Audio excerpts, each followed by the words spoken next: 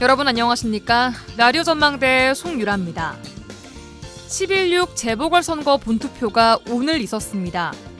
오후 3시 기준 곡성군수 보궐선거 투표율이 60%에 이르고 있고요. 영광군수 보궐선거 투표율은 63%를 넘어섰습니다. 역대 지자체장 보궐선거에 이렇게나 관심이 컸던 적이 있었나 싶은데요. 그도 그럴 것이 국회의원이나 광역단체장 선거가 아닌 미니 선거지만 여야 새 지도부가 출범한 뒤에 처음으로 치러지는 선거라서 각 당 지도부의 역량을 평가하는 평가지가 될 것 같고요. 결과에 따라서 정치권에 미치는 영향도 적지 않을 것 같습니다. 결과는 잠시 후 8시 투표가 종료된 이후 자정쯤이나 나올 것 같은데요. 선거 결과가 어떤 파장으로 이어질지 정치권에 관심이 모아질 것 같습니다.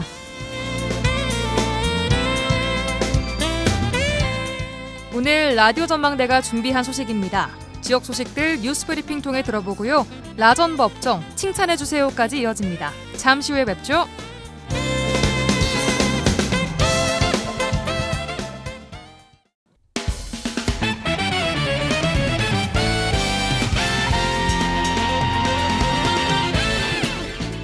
라디오 전망대 10월 16일 수요일에 준비한 내용 본격적으로 시작해 보겠습니다.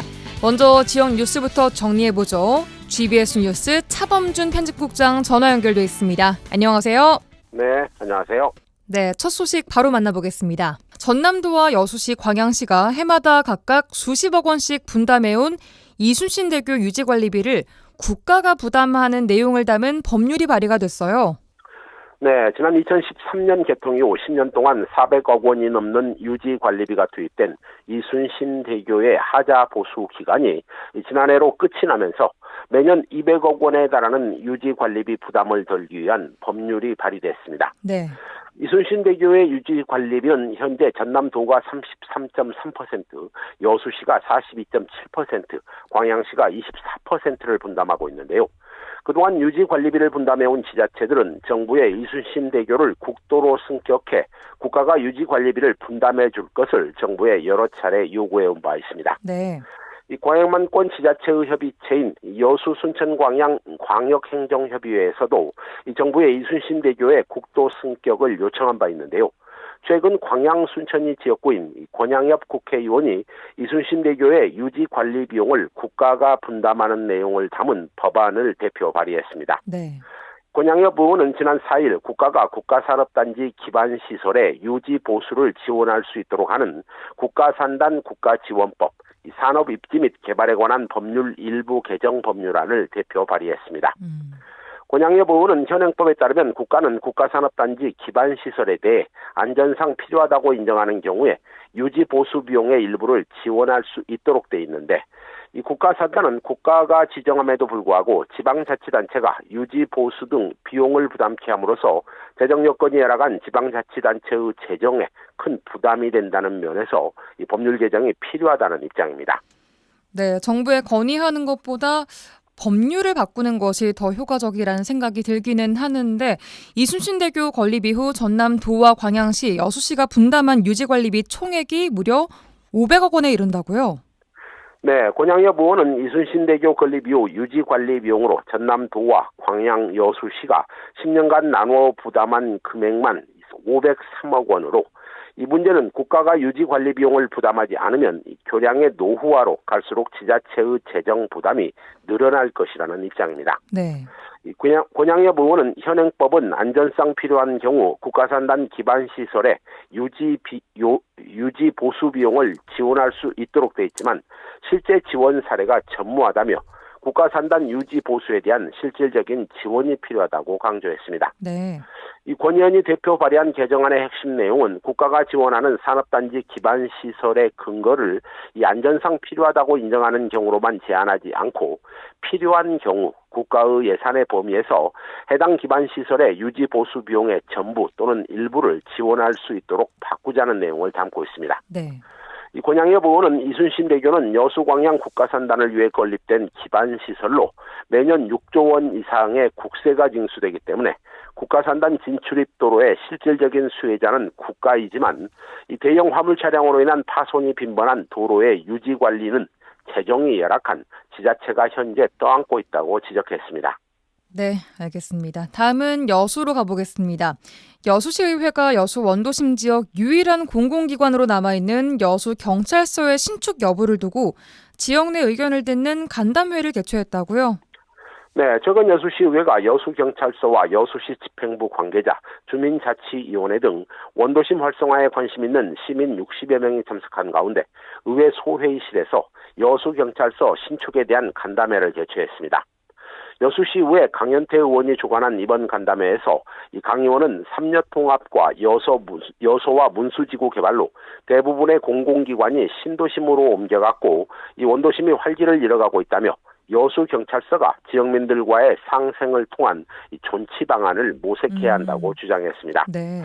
이 간담회에 참석한 여수경찰서 박규석 서장은 현 여수경찰서의 건물과 주차 공간 등이 협소해 시민과 직원들의 불편이 증대되고 있는 상황에서 신축은 꼭 필요한 상황이라며 원도심 발전이나 국가 예산 절감, 주민 편의 증대 등 다양한 이해관계를 아우를 수 있는 실질적인 대책들이 논의되었으면 한다는 입장을 피력했습니다.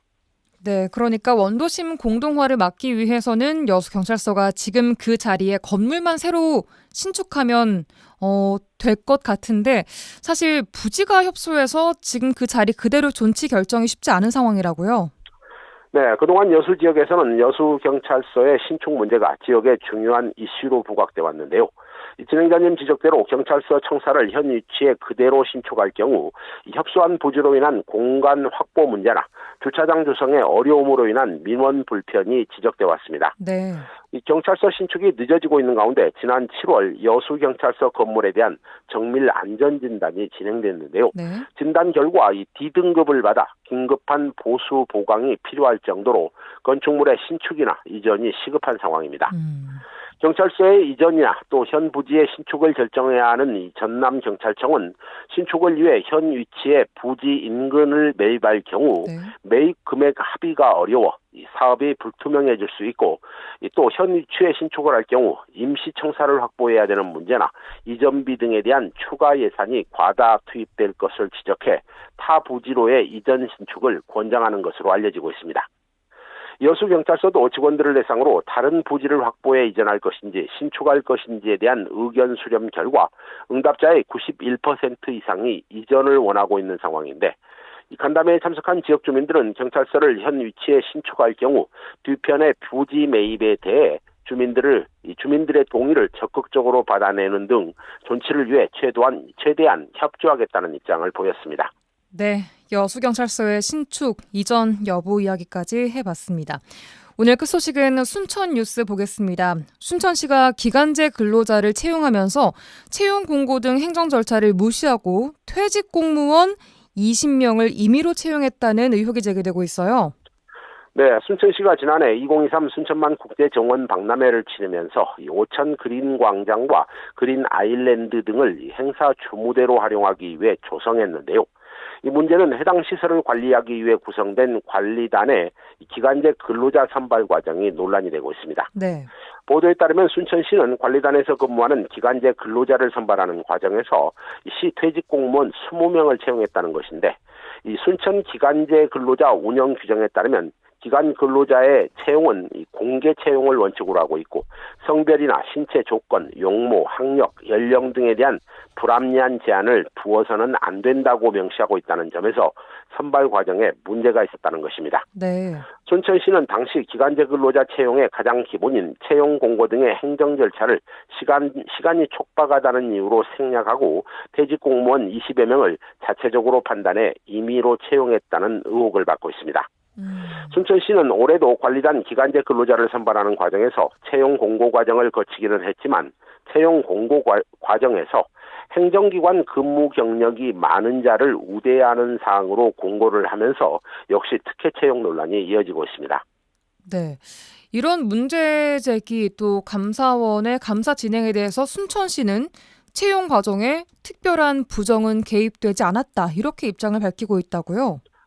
네, 언론의 문제 제기에 대해 순천시는 해당 기간제 근로자 채용 과정에 특별한 문제가 없었다는 입장을 밝히고 있습니다. 네. 순천시 관계자는 언론을 통해 채용된 기간제 근로자가 투입된 업무가 풀베기 또는 주차장 안내 업무로 이 근로자들이 지역의 관광이나 역사에 대한 지식이 필요한 업무이고 행정기관 등 근무 경력자를 우대한다는 공고를 했고 그 결과 퇴직 공무원이 다수 채용될 수 있었다 이렇게 해명하고 있습니다.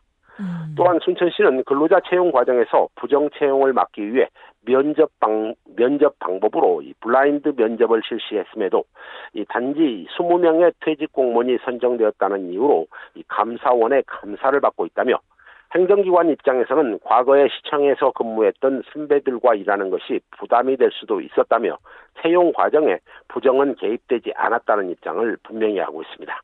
네. 풀베기, 주차장 안내 업무 이런 업무가 뭐 지역의 관광, 역사 또 큰 지식이 필요한 업무인지는 잘 모르겠습니다만 이런 순천시의 해명에도 불구하고 지역에 일자리가 이렇게 생겼을 때 퇴직 공무원보다는 일자리가 꼭 필요한 그 지역민들에게 이런 기회가 갔으면 어땠을까 하는 생각을 해보겠습니다. 네, 오늘 뉴스 브리핑은 여기까지 듣겠습니다. GBS 뉴스 차범준 편집국장이었습니다. 수고하셨습니다. 네, 고맙습니다.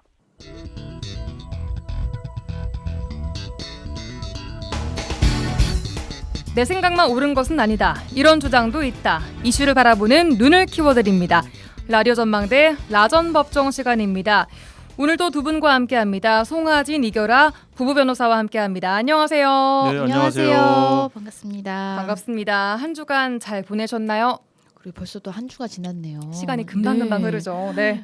벌써 10월에 이제 중반이 다 지나서 그냥 똑같은 일상이었어요. 어떻게 예. 보면은 사실 1년 중에 가장 놀러 다니기에 좋은 지금 계절인데요. 날씨상으로는 네, 그렇습니다. 뭐 좋은 계절인 것과 갈 수 있는 것과 갈 수 없는 건 또 다른 이야기이기 때문에 슬프죠. 예, 표정이. 본분에 충실할 뿐입니다. 슬픈 눈 하지 예. 마시고 네, 그래도 멀리 꼭 가지 않더라도 하늘만 봐도 역시 가을 하늘인 건 느껴져서 역시 네, 여유를 감수성. 좀 네, 여유를 좀 가지시길 바래요. 네. 네. 좋습니다. 자, 바로 화제의 판결 만나보겠습니다. 이번 주에는 어떤 판결에 주목하셨나요? 예, 부당 해고 관련한 판결을 좀 하나 가지고 왔어요. 이제 근로관계를 유지하다 보면 이제 사용자 입장에서는 이제 근로자의 뭐 근무 태도나 여러 가지 문제로 인해서 해고를 해야 될 정도로 이제 근로관계를 이제 지속시키기 힘든 경우들이 있잖아요. 근데 이러한 경우에도 아무리 이제 근로자에게 좀 잘못한 점이 있다고 하더라도 이제 제대로 된 어떤 해고 절차를 거치지 않으면 이게 이제 부당 해고가 됩니다. 그래서 이 오늘 가져온 사건도 이 근로자가 평소에도 이제 뭐 직원들 앞에서 회사 대표에게 모욕적인 발언을 한다던가 아니면은 회사의 어떤 이제 자산인 기계를 뭐 부순다던가 이런 어떤 좀 불법 행위들이 있었는데 네. 이제 서면으로 통지를 하도록 되어 있거든요. 근로기준법에는 해고를 할 때. 근데 이제 서면 통지를 하지 않고 해고를 한 거예요. 그래서 이제 이 근로자가 이거 부당 해고다라고 해가지고 이제 이게 노동위원회에서도 이건 부당 해고다라고 판정이 나니까 회사가 소송을 한 거죠.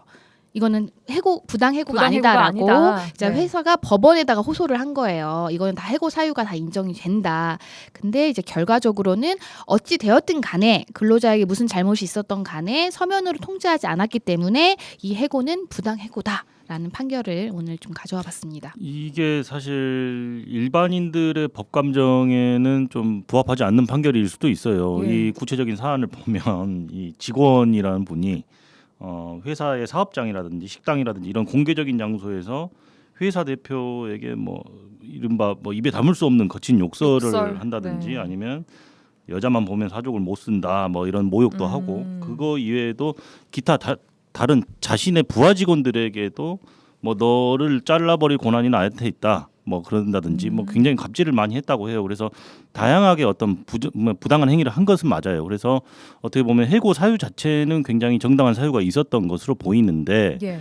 이제 판결의 취지는 이렇습니다. 그러니까 근로기준법에서 해고를 반드시 예고하도록 그렇게 규정을 하고 있거든요. 그러니까 반드시 30일 전에 해고를 하기 위해서는 30일 전에 서면으로 통지를 하게 돼 있습니다. 그래서 네.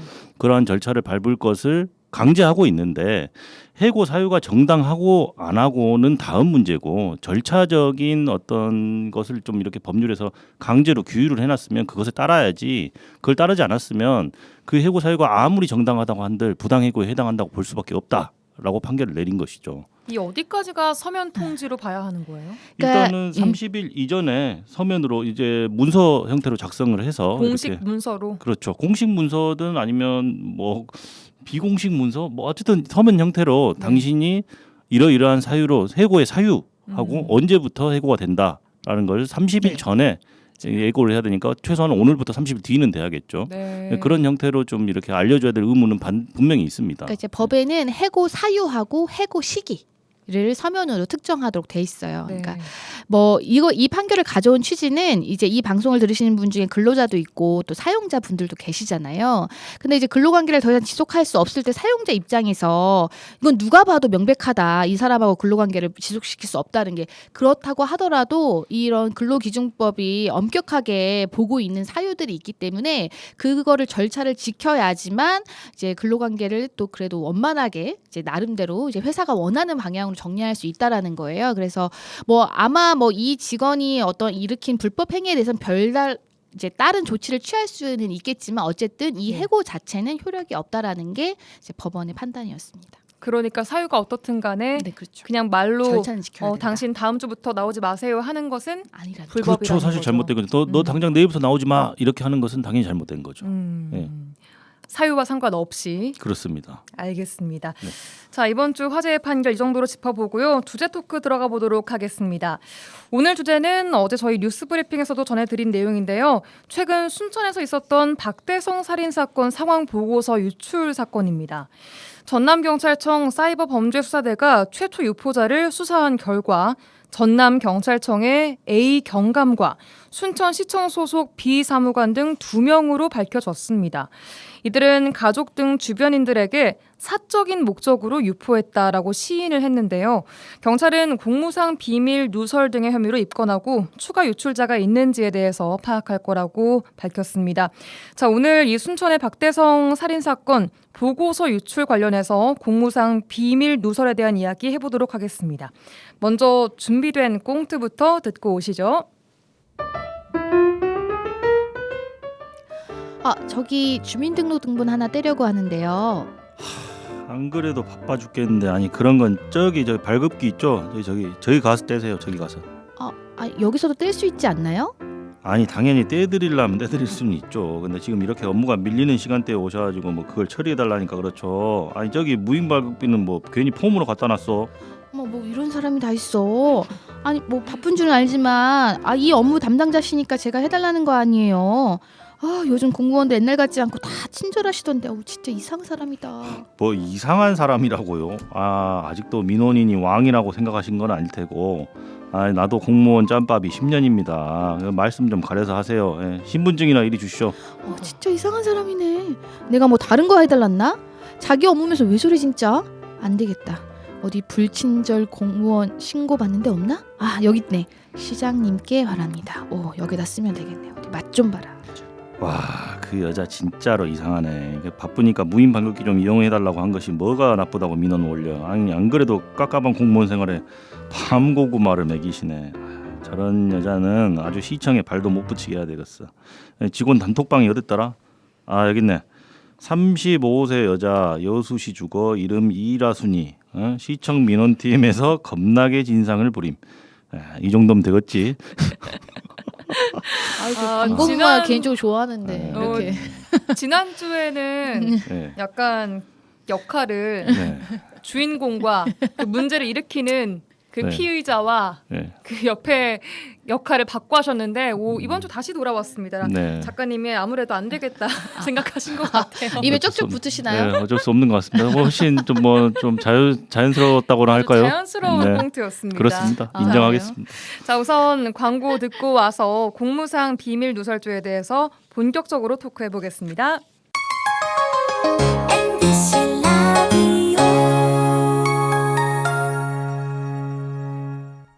여수 MBC 라디오 전망대 듣고 계십니다. 매주 수요일 코너 라전법정 함께하고 계시고요.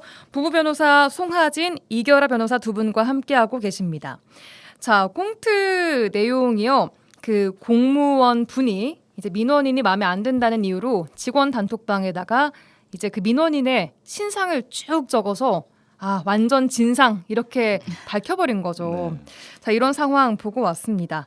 자, 이 꽁트가 나온 이유, 아까 말씀드린 대로 순천 박대성의 살인사건 상황 보고서가 유출된 경위인데요.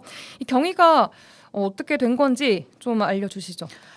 일단은 이 이제 뭐 박대성이라고 이제 피의자 신상 정보가 공개가 됐잖아요. 예. 근데 사실 이 사건은 이러한 신상 정보 공개 결정이 있기 전에 이미 온라인상에 이 박대성의 이름과 나이 그리고 사건 개요 등이 담긴 경찰 문서 그리고 뭐 시청에서 작성된 문서가 유출된 거예요. 그러니까 신상 정보 공개 결정이 있기도 전에 뭔가 이 이제 피의자의 신상이 이미 알려진 거예요. 그래서 이거를 파악하다 보니 이 보고서를 누가 처음으로 유출했냐 했더니 한 명은 경찰관이었고 한 명은 이제 시청 소속 그러니까 공무원이었던 사무관, 거예요. 그래서 참 뭐 이제 조사를 하니 이제 뭐 아무래도 가족의 안전이나 이런 걸 좀 당부하기 위해서 이거를 뭐 이제 가족들한테 이제 뭐 전달한 것인데 이제 이것이 일파만파 퍼지게 된 것이죠. 그래서 지금 이제 이게 언론의 보도가 대대적으로 되다 보니까 이제 이 해당 공무원들에 대해서 공무상 비밀 누설 및 뭐 개인정보 보호법 위반으로 이제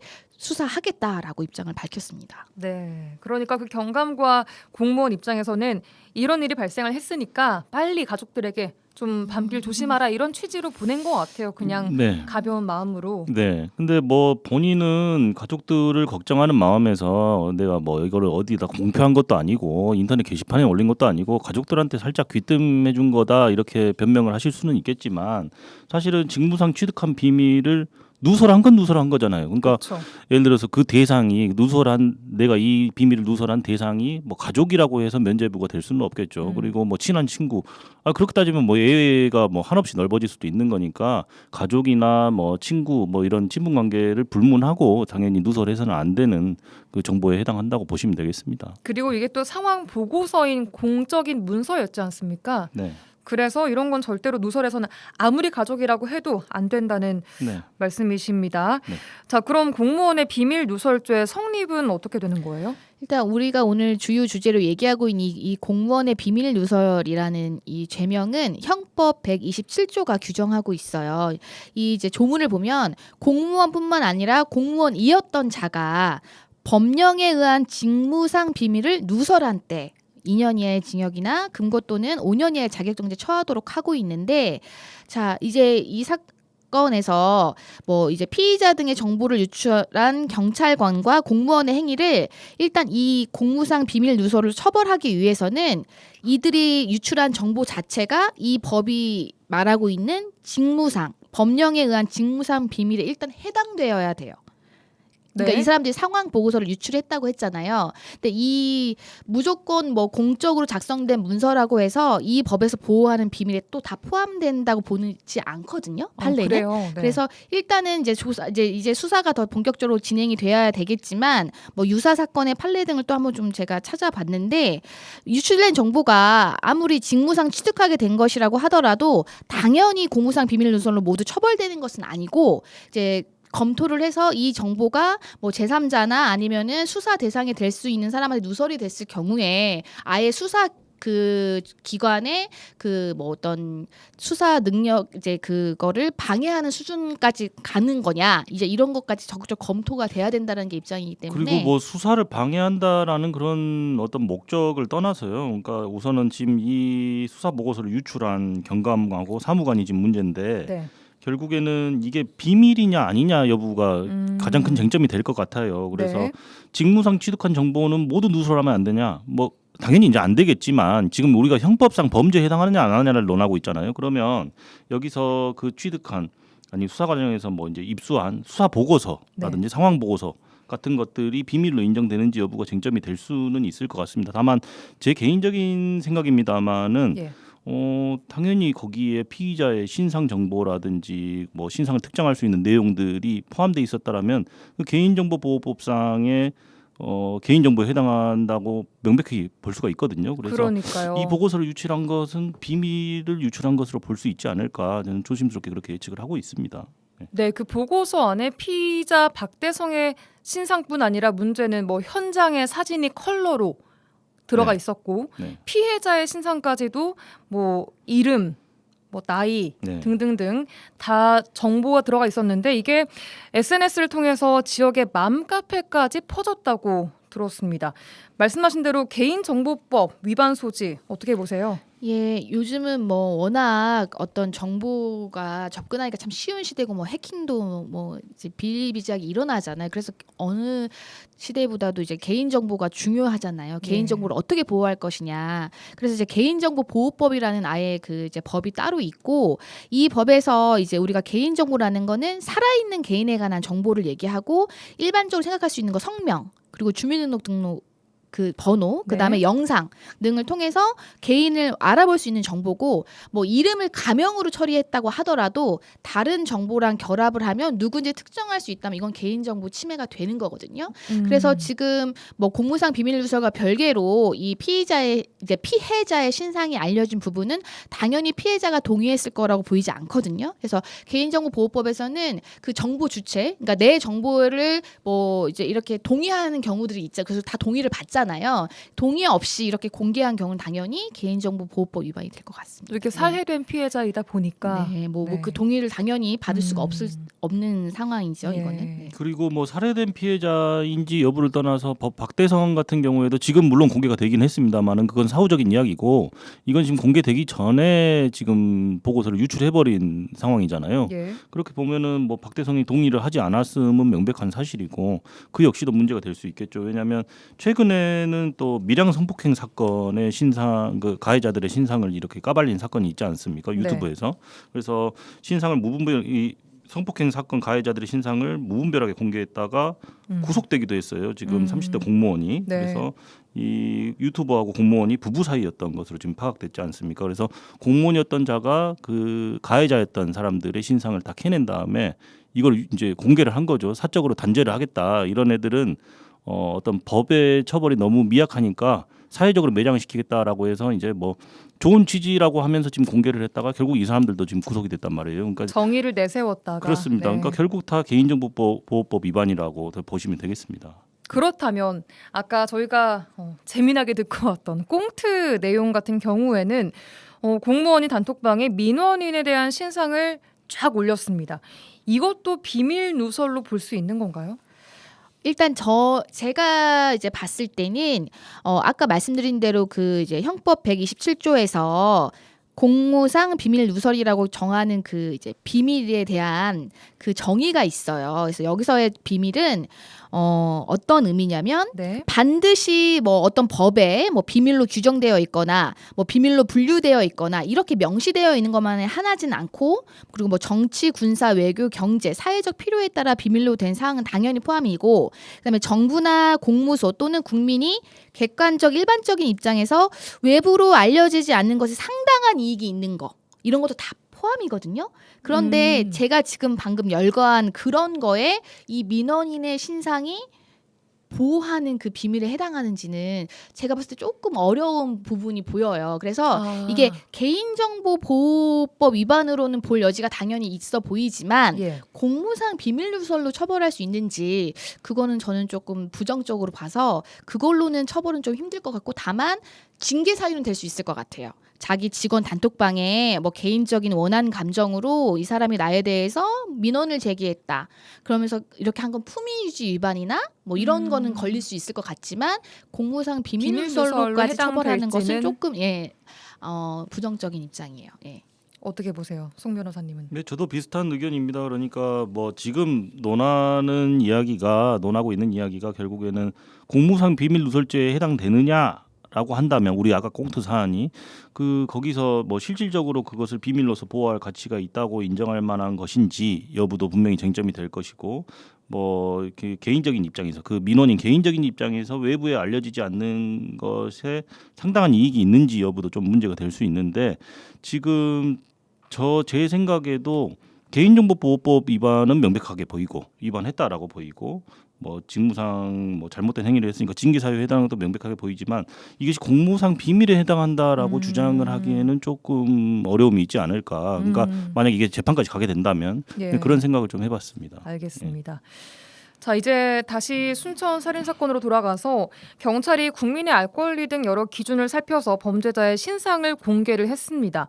아까 말씀하신 것처럼 신상 정보 공개가 결정되고 또 공개된 시점이 중요할 것 같은데 공개 이후에 보고서가 유출됐다라고 했다면 어떻게 봐야 할까요, 이건? 일단 보고서가 유출됐다라는 것에 좀 방점을 두고 이야기를 하자면 예. 사실은 그 수사 중인 수사 기록, 범죄 수사 기록은 현재 수사가 진행 중일 때는 그 누구도 열람할 수가 없어요. 담당 수사관이 아니고서는. 그러니까 예를 들어서 제가 의뢰인들로부터 사건을 의뢰를 받아서 어떤 피의자 신분인 사람들을 변호하는 과정에서도 수사 중인 기록은 제가 접근을 할 수가 없습니다. 그러니까 어쨌든 수사 보고서 자체를 유출했다. 이건 분명히 문제의 소지가 있다라고 봐야 될 것이고 예. 또 좀 약간 이야기를 틀어서 그러니까 공개된 이후에 보고서를 유출했다. 그러니까 공개된 정보를 다시 이렇게 외부에 뭐 발산하는 건 어떠냐? 아니 당연히 공개된 정보를 말하는 건 이미 공지의 사실인데 문제될 여지가 없겠죠. 그래서 뭐 특정 중대범죄 피의자 신상 정보 공개에 관한 법률에 보면 뭐 특정한 어떤 강력 범죄를 저지른 피의자들 같은 경우에는 얼굴, 성명, 나이 이런 것들을 공개를 하지 않습니까? 그러면 얼굴이나 성명이나 나이 이것이 이미 공개됐다라면 그걸 재차 뭐 이야기를 하는 것 자체는 당연히 문제가 될 리가 없겠죠. 근데 여기에서 공개 범위에 포함되지 않은 다른 어떤 정보를 담은 보고서라든지 뭐 이런 내용들을 발설을 한다. 이것은 당연히 문제가 되겠죠. 예를 들어서 피해자의 신상 같은 것들. 당연히 문제가 거구나. 되겠죠. 네. 피해자의 신상이 알려지는 것은 원래 원칙적으로도 금지가 돼 있을 뿐더러 그 피해자가 그걸 당연히 원치 않으리라는 건 누구나도 뭐 명백하게 예측할 수 있지 않겠습니까? 예, 알겠습니다. 네. 이 경찰이 비밀을 유출한 일로 기소가 되는 일이요. 매년 10여 건 정도 발생을 한다고 하는데 10여 건이라고 하면 그리 큰 건수는 아닌 것 같기도 하지만 그래도 이건 없어야 될 일이거든요. 그렇죠. 이 이제 가장 좀 지난 7월에 이제 국가대표 그 이제 출신이었던 축구 선수 황의조 씨 수사 정보를 유출해 가지고 현직 경찰관이 기소된 사례도 있고 또 뭐 어떠한 경찰관은 또 건설업체 비리 관련 수사 기밀을 또 누설한 혐의로 또 지금 재판을 받고 있고 이런 사실은 이제 수사 대상이 된 사람 입장 그리고 수사 대상이 될 사람 입장에서는 수사기관이 나에 대해서 어떤 입장인지에 대한 정보가 굉장히 중요하고 내가 그거에 대해서 어떻게 방어 방법을 세울 수 있을지 이런 거 대비책이 되고 또 아니면 도피를 할 수 있는 그 수단이 되잖아요. 네. 그러니까 이거는 당연히 경찰이든 아니면 다른 공무원이든 자기가 직무상 알게 된 정보를 당연히 유출하면 안 되는 것인데 이것이 기소가 되는 게 10여 건인 거고 사실상 지금 경찰 등 이제 경찰을 포함한 공무원들이 공무상 기밀 유출로 3년간 이 뭐 이제 입건 대상이 된 게 한 137건이 된다고 해요. 그래서 이게 뭐 아까 뭐 유튜버랑 이제 정보를 제공했던 게 공무원 그 이제 부인이었다라는 이런 게 기사화가 되듯이 이게 그냥 지인이 부탁해서 뭐 사소하게는 그냥 이거 누구에 대해서 뭐 수사가 진행 중이라는 말이 있던데 좀 알아봐 줄래? 이렇게 해서 이런 어떤 사소한 부탁부터 아니면은 정말로 어떤 뭐 경제적인 목적을 노린 뭐 이런 것까지 결부돼 가지고 이런 일이 일어나는 것 자체가 이제 굉장히 국민의 신뢰감을 떨어뜨리는 일이라는 거죠. 예.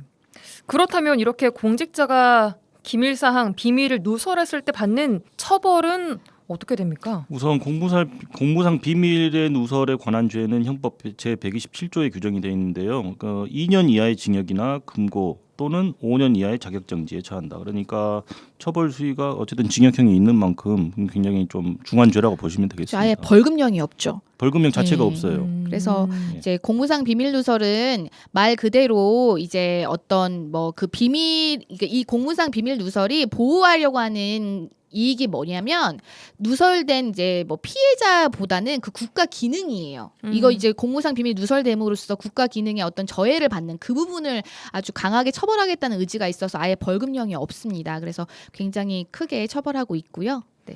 이번 사건 아직 처벌 결과는 안 나온 걸로 알고 있는데 처벌과는 별개로 이번 사건 같은 경우에는 뭐 경찰이나 시청 같은 기관에서 받는 징계도 당연히 있겠죠. 그렇습니다. 그러니까 우선은 어떤 사람이 공무원이든 아니든 어떤 사람이 개인이 범죄를 저질러서 처벌을 받는 것은 형사처벌이라고 하고 그거하고 완전히 별개로 어떤 내가 몸담고 있는 기관에서 그것이 공직자라면은 공공기관이 될 수도 있고 뭐 사인이라면은 뭐 회사가 될 수도 있겠죠. 근데 징계 절차는 별도라고 생각을 하시면 되고 네. 국가공무원이든 지방공무원이든 불문하고 어떤 직무상의 의무를 위반하거나 법령을 위반했을 때는 당연히 징계 사유에 해당합니다. 네. 그래서 징계를 받으리라는 것은 당연히 예측할 수가 있고 여기서 더 사실 중요한 것은 형사 사건화되어서 어떤 처벌을 받는데 금고 이상의 형을 선고받고 그 판결이 확정되면 이건 징계가 아니에요. 징계하고 상관없이 당연 면직입니다. 그냥 그 자체로 즉시 그 직을 상실합니다. 그러니까 그리고 판례도 명확하게 말하고 있어요. 이거는 징계로서 해고나 파면시키는 게 아니라 그냥 당연히 면직시키는 규정이기 때문에 그냥 네.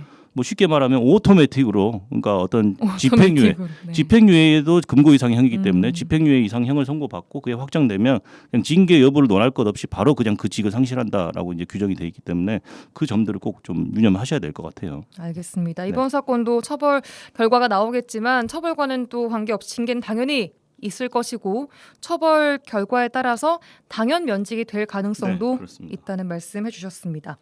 마지막으로 이런 일이 재발하지 않도록 어떤 부분들이 더 보완돼야 할까요? 이제 아무래도 우린 지역에서 누구나 이게 누구나 이제 이런 일을 당할 수 있다라는 그런 공포심 뭐 이런 것 때문에 두려움 때문에 아니면 또 혹은 호기심 때문에 뭐 피해자가 누구인지 정말 피의자가 누구인지 이런 호기심 때문에 막 그런 정보들을 막 찾으려 하고 또 이제 그런 정보를 막 제공하려고 하고 이런 것들을 좀 스스로 좀 자정을 해야 되겠죠. 당연히 뭐 이 해당 뭐 공무원인 분들은 당연히 자기네가 직무상 어떤 그런 거를 당연히 하지 말아야 되는 의무가 당연히 있는 것이고 우리 일반인들의 입장에서도 어떤 사건을 접했을 때 그거에 대한 어떤 뭐 호기심 내지는 자기의 뭐 그런 걸 해결하기 위해서 막 찾으려고 한다거나 궁금해한다거나 그런 걸 좀 스스로 좀 뭔가 자제할 필요도 있지 않을까 그런 생각이 듭니다. 추가 네. 유포하고 싶은 그런 네, 뭐 그렇죠. 마음도 이제 좀 소비하고 싶은 네. 마음, 뭐 그런 것들이 또 모여서 어쨌든 이제 이 뭐 자기 가족들에게 어떤 뭐 안위를 위해서 뭐 안전이 좀 걱정이 돼서 했다고는 하지만 그 어떤 그리고 또 그거를 또 이제 또 유포한 사람들이 계속 있는 거잖아요. 그렇죠. 예, 그러니까 이제 그 유포한 사람들의 마음이 정말 이게 어떤 공공의 이익을 위한 것이냐를 한번 좀 생각해 볼 필요가 있을 것 같아요. 알겠습니다. 송변님은 마지막으로. 네, 뭐 전적으로 공감합니다. 하지 말라는 행동 좀 하지 맙시다. 네, 알겠습니다. 네.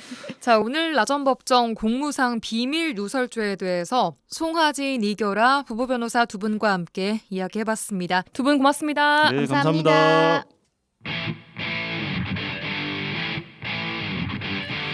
1시간만 투자하세요. 지역의 이야기를 모아 전해드립니다. 지역 시사는 역시 여수 MBC 송유라의 라디오 전망대.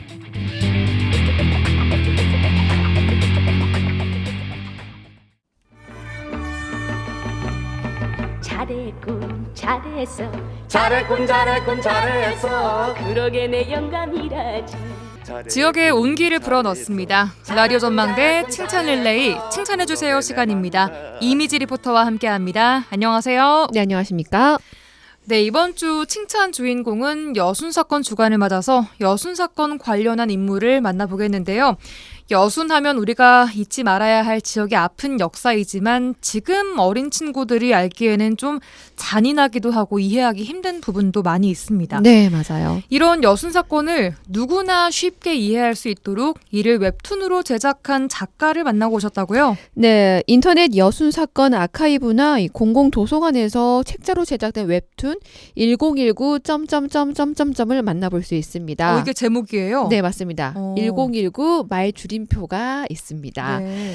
지역 청년 작가로 활동 중인 양휘모 작가가요. 이 여순 사건의 역사적 중요성을 남녀노소 누구나 쉽게 알 수 있도록 쉽게 읽히지만 마지막 그 책장을 넘길 때에는 여순 사건의 중요성과 또 당시 인물들의 마음을 섬세하게 담아낸 웹툰 작품입니다. 네. 이 양휘모 작가는 몽인의 예나눔 단체를 통해서도 이 여순 사건뿐 아니라 역사적 의미를 갖는 다양한 전시회로 재능 기부도 이어가고 있는데요.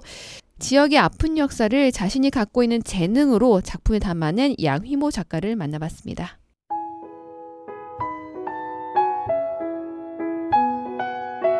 저는 어려서부터 이제 그림으로 활동하고 있는 양휘모라고 합니다. 여순 사건이라는 이 사건을 주제로 작품을 하게 되신 거예요? 일단 처음에는 이제 여수 지역사회연구소에서 의뢰를 주셨는데 이제 제가 만화나 웹툰 이런 거에 되게 관심이 있었기 때문에 그래서 해보면 좋지 않을까 해서 좋은 기회로 이제 저한테 작품 의뢰가 오게 돼서 그렇게 해서 처음에 시작을 했던 것 같습니다. 처음에는 이제 저는 사실 몰랐었고요. 우선 몽인의 나눔에서 제가 속해 있는 봉사단체인데 거기서 했었던 전시, 여순사건 전시로 처음 접하게 되었고요. 이 계기로 저도 이제 역사를 이렇게 더 찾아보게 되면서 제가 학교에 등교를 할 때마다 지나쳐간 그 장소가 여순사건 희생자 위령비가 있었더라고요. 그 만성리 거기 굴 쪽인데 네, 거기 있었는데 여수에 살면서도 여순사건과 그런 희생자 위령비 이런 거의 존재를 아예 모르고 있었다는 그런 사실 때문에도 더 관심을 갖게 되었던 것 같습니다. 어떤 내용이에요? 일단 이 웹툰 1019는 여순사건을 조금 더 쉽게 일단 누구나 보실 수 있도록 만들었던 저의 첫 웹툰이자 만화책이라고 할 수 있을 것 같은데요. 초등학생 아이를 주인공으로 해서 그 아이가 상처를 딛고 꿈을 향해 나아가는 그런 메시지와 여순사건 당시 사람들의 아픔이나 갈등 같은 것의 이야기를 이제 결합을 해가지고 결론적으로는 희망의 메시지를 좀 담아서 함께 나아가는 그런 웹툰입니다. 이거 하면서 그러면 여순 사건에 대한 공부도 많이 했을 것 같아요. 그렇게 되더라고요. 뭔가 이게 어쨌든 역사적인 그 사실이 있는 그거라서 제가 뭐 상상을 하거나 뭐 이런 거가 아니고 이제 실제 있었던 일이니까 그런 거를 좀 조심을 해야 될 그런 게 있으니까 그 형의 이야기가 실제로 그 일어난 일? 그러니까 집에 오셨었는데 다시 끌려가셔서 이제 결국 그렇게 대신 그거는 실제 사건이 있었더라고요. 되게 여수에 많이 계시는 분한테 이런 얘기를 들을 수가 없으니까 제가 그 모여있는 책이 있어요. 그분들의 그 말로 하셨던 거를 이제 다 타이프로 변경을 해가지고 이렇게 돼 있는 되게 두꺼운 책이 있었는데 네, 거기서 제가 보다가 이런 일이 진짜 있을 수 있나 이래가지고 그렇게 발견했던 것 같아요. 이 책을 만들면서 가장 중점을 둔 부분이 있을까요? 처음에는 가장 어려웠었는데 콘티를 만들다 보니까 이제 수많은 역사 만화들 그런 것처럼 좀 무겁고 어렵고 혹은 접근하기가 조금 꺼려지는 그런 느낌들을 많이 덜어내고 좀 누구나 너무 무겁지만은 않게 읽으시면서 받아들일 수 있도록 해보려고 했었던 것 같아요. 저 또한 이 역사를 제대로 인지한 지도 얼마 안 되었었기도 하고요. 역사를 왜곡하지 않으면서도 독자들에게 그 시절의 감정을 전달하는 것이 가장 중요하다고 생각해서 조금은 조심스럽게 접근을 했습니다.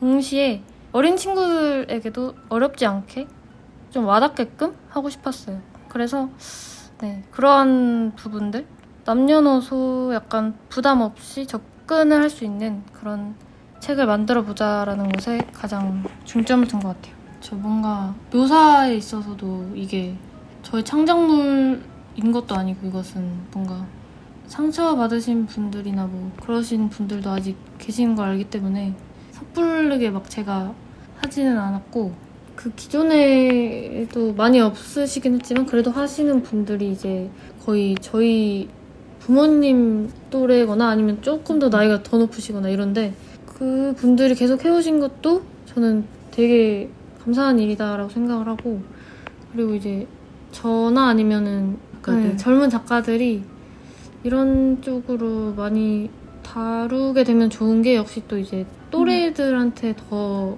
이런 게 있다라는 거를 공감도 더 되고 쉽게 혹은 조금 더 관심을 더 가질 수 있게 접근을 하게 할 수 있을 것 같습니다. 이제 이것도 재능 기부의 하나기도 하지만 평소에 이것 말고도 몽인의 예나눔으로 꾸준히 봉사를 해오셨잖아요. 네. 어떤 봉사를 주로 하셨어요? 일단 저 같은 경우에는 몽인의 예나눔을 통해서 벽화 봉사, 핸드 페인팅, 페이스 페인팅, 크로키 등을 주로 하고 있습니다. 올해는 이제 마상마을 어르신들의 그림 수업을 도와드렸습니다. 그냥 백지 상태에서 이거를 또 하라고 하셨으면은 너무 부담이 될 것 같다 이래서 좀 더 어려웠을 것 같긴 해요. 몽인의 예나눔 통해서도 여순 사건과 관련한 전시회를 했었었죠. 네. 손가락총이라는 이제 그 명칭이 붙은 게 사람을 이렇게 지목을 해가지고 그게 거의 총 같은 그런 느낌으로 이제 사람들이 느꼈을 공포나 이런 거를 저희도 이제 공감을 바로 할 수 있는 그런 느낌으로 손가락들을 이렇게 한 방향으로 그려놓고 그 중간에 이제 사람이 서가지고 그 기분을 느껴볼 수 있는 그런 전시했던 게 기억이 납니다. 어때요? 앞으로 계획이나 이런 게 좀 있을까요? 사실 봉사에 대한 구체적인 계획은 아직 없고요. 지금처럼 이제 이 봉사단체에서 진행하는 봉사 활동들에 잔잔히 참여를 할 예정이고, 개인적으로는 이제 제 인생을 되돌아보면서 그간 해왔던 것들을 되새길 예정입니다. 일단 76년 전에 여수에서 있었던 잊지 말아야 할 사건이니만큼 10월 19일에는 또 한 번씩 과거의 10월 19일을 떠올려 주셨으면 합니다. 또한 저의 책도 잊지 않고 꺼내볼 수 있는 기억의 일부분이 되었으면 합니다. 1019 웹툰을 통해서 많은 분들이 이 사건을 알게 되고 그 안에 담긴 이야기를 함께 나눌 수 있었으면 좋겠습니다. 이런 일이 있었구나. 이 정도만 저는 느끼셔도 되게 만족스러울 것 같아요.